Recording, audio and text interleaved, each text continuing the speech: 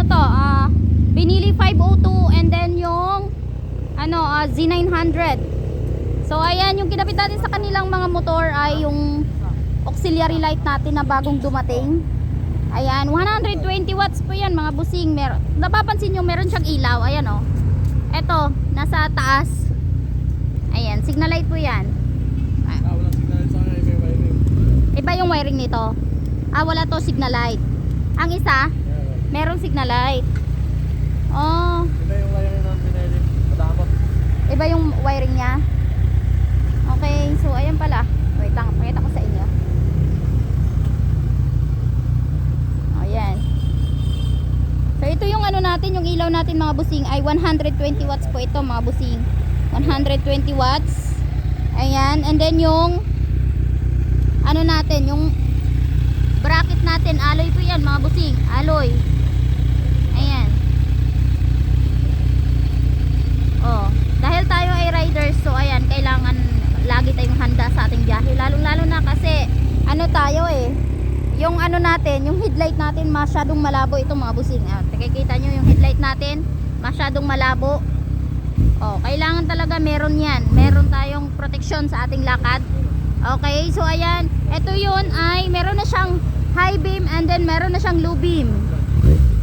And meron na siyang blinker mga busing. May blinker ito. Pwede mo rin hindi pa ipa-blinker ito. Kasi may sarili na siyang switch. Complete harness na to mga busing. Complete na siya. So, ayan. Ito yung isa. Dito lang kayo kay... Ito. So dyan natin sila kinabit mga busing. Dahil dyan lang yung bukod tanging meron silang space. Ayan. Dyan natin kinabit yung ano nila, ilaw. And then ang ginawa natin dito sa binili mga busing ay full maintenance ito mga busing. So nagpalit tayo ng spark plug, nilinis natin yung wiring niya. Ayan, meron akong picture niya na meron ang wiring niya ay hindi pang motor. Pang truck naman yun. Parang cabling malaki. Ayan.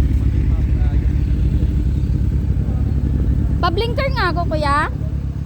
Pa-blinker ako kuya. Blinker, alright. Ayan.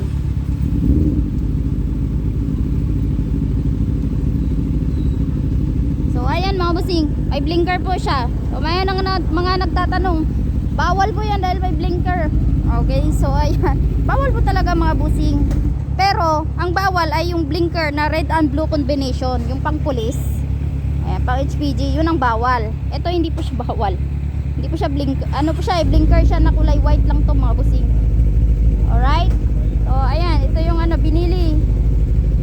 Yung binili. Pa-blink ako kuya. Pa-blink ako. Blink. Yan. Yan, ito yung white and then meron siyang yellow. Oh, yellow. Okay, 120 watts na yan mga busing. Ayan, oh. So maganda siya tingnan dahil nagbi-blink siya. And then meron siyang pa-ilaw-ilaw dyan sa gilid. Ayan. So kakarating lang yan ng ilaw natin mga busing. Pero ubos ka agad. So kuha naman tayo sa supplier. Yan na yung sabay sa passing. Pag magbusina sabay sa passing. Okay.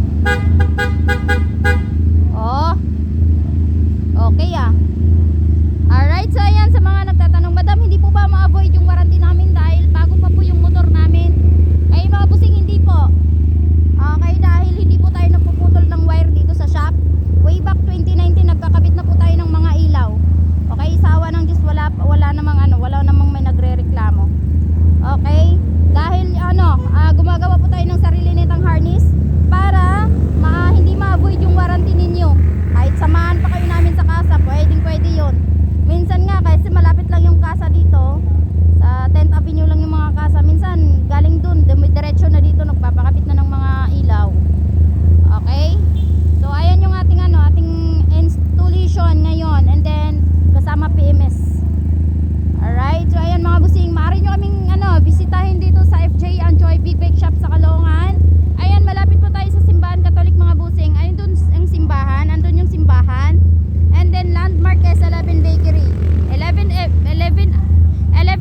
40th Street. Ayan ang 40th Street. Ayan, nakikita nyo, 4th Street, 11 Bakery Landmark, and then, andito lang tayo sa harap. Sa tapat lang yan mismo mga busing. Ayan, nakikita nyo yung shop, FJ and Joy Big Bag Shop sa